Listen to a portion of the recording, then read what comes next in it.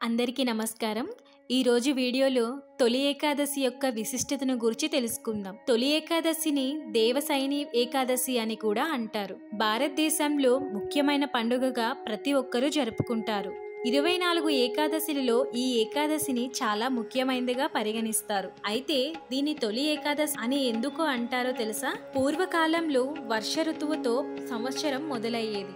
ఇది చాతుర్మాసంలో వచ్చే మొదటి ఏకాదశి కాబట్టి దీన్ని మనం తొలి ఏకాదశిగా జరుపుకుంటారు। ఇది ఆషాఢ మాసంలో వచ్చే మొదటి ఏకాదశి। దీనినే శయని ఏకాదశి, ఆషాఢి ఏకాదశి, మహా ఏకాదశి, పద్మ ఏకాదశి అని కూడా అంటారు। ఎంతో పవిత్రమైన ఈ ఏకాదశి నాడు ఉపవాసం చేయడం చాలా మంచిది। దేవశయని ఏకాదశి లేదా తొలి ఏకాదశిని అత్యంత పవిత్రమైన ఏకాదశులలో ఒకటిగా పరిగణించబడుతుంది। ఆషాఢ మాసంలో శుక్లపక్షంలో 11వ రోజుని తొలి ఏకాదశిగా జరుపుకుంటారు। మన పురాణాల ప్రకారం ఈ రోజు ఆషాఢ శుద్ధ ఏకాదశి నుండి కార్తీక శుద్ధ ఏకాదశి వరకు శ్రీ మహావిష్ణువు క్షీరసాగరంలో పాలకడలిపై విశ్రాంతి తీసుకోవడానికి వెళ్ళే 4 నెలల కాలాన్ని చాతుర్మాసం అంటారు। శ్రీహరి విశ్రాంతిలో ఉండే ఈ 4 నెలల కాలాన్ని చాలా పవిత్రంగా భావించి చాతుర్మాస దీక్షను చేస్తారు।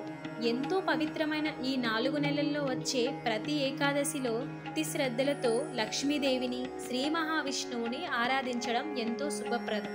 ఈ చాతుర్మాస దీక్షను ప్రతి ఒక్కరూ చాలా సులభంగా చేసుకోవచ్చు। అభ్యంగన స్నానంతో మొదలుపెట్టే ఈ చాతుర్మాస దీక్ష సాత్విక ఆహారం తీసుకోవడం, బ్రహ్మచర్యం పాటించడం మొదలగు వాటితో ఈ దీక్ష పూర్తవుతుంది। ఇక తొలి ఏకాదశి ఈ రోజున అభ్యంగన స్నానం చేయకూడదు। తలారా స్నానం చేసి లక్ష్మీదేవితో ఉన్న స్వామివారి పటానికి పసుపు రంగు పూలను, తులసి దళాలను సమర్పించి పూజించాలి। ఈ రోజు ముఖ్యంగా శ్రీ మహావిష్ణువుకు ఎంతో ప్రీతికరమైన పేలాల పిండితో నైవేద్యాన్ని సమర్పించాలి। ఇలా చేయడం వల్ల లక్ష్మీదేవి కటాక్షం కలుగుతుంది। ఈ రోజున ముఖ్యంగా శ్రీ మహావిష్ణువు యొక్క విష్ణు సహస్రనామం, విష్ణునామ పారాయణం లాంటివి చేయాలి। ఇలా చేయడం వల్ల తెలిసి తెలియక చేసిన పాపాలన్నీ తొలగిపోతాయి। అయితే సకల శుభాల కొరకు ఈ రోజు ఈ ఒక్క పని చేసినట్లయితే లక్ష్మీదేవి కటాక్షం తప్పకుండా కలుగుతుంది। తొలి ఏకాదశిని భారతీయులందరూ ప్రత్యేక రోజుగా జరుపుకుంటారు। ఆ రోజున ప్రతి ఒక్కరూ ఉపవాస నియమాన్ని పాటిస్తారు। ఒకవేళ గర్భిణీలు, ముసలివాళ్ళు ఉపవాసాన్ని పాటించలేనట్లయితే ఆ రోజున ఆహార ధాన్యాన్ని, తృణధాన్యాలను పూర్తిగా అవాయిడ్ చేసి కేవలం పండ్లు, పాలు లాంటివి తీసుకుంటూ సాత్విక ఆహారం తీసుకుంటారు। ఈ రోజున ప్రతి ఒక్కరూ ఉపవాసాన్ని పాటించాలి। అంతేకాకుండా స్నానం చేసే నీటిలో తులసి దళాల్ని ఉంచడం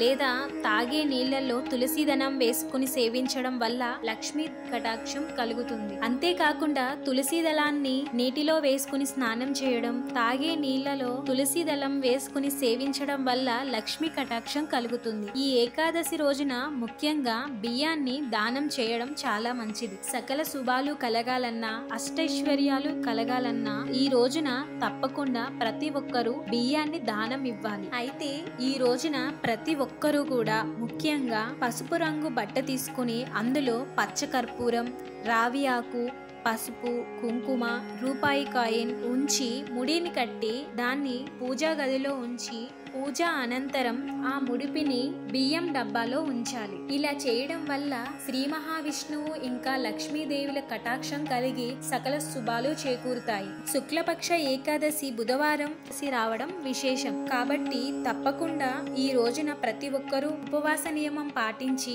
ఇంట్లో పూజ అనంతరం విష్ణు సహస్రనామాన్ని పారాయణం చేసి లేదా విష్ణునామ పారాయణం చేసి గుడికి వెళ్లి అర్చన చేసి, అంతేకాకుండా తెలిసి తెలియక చేసిన పాపాలు కూడా తొలగిపోయి విశేష పుణ్యములను సంపాదించుకోవడానికి ఈ రోజు చాలా ముఖ్యమైనది। చూసారు కదండి, ఇలాంటి మరిన్ని వీడియోస్ కోసం నా ఛానల్ని సబ్స్క్రైబ్ చేయండి। Thanks for watching.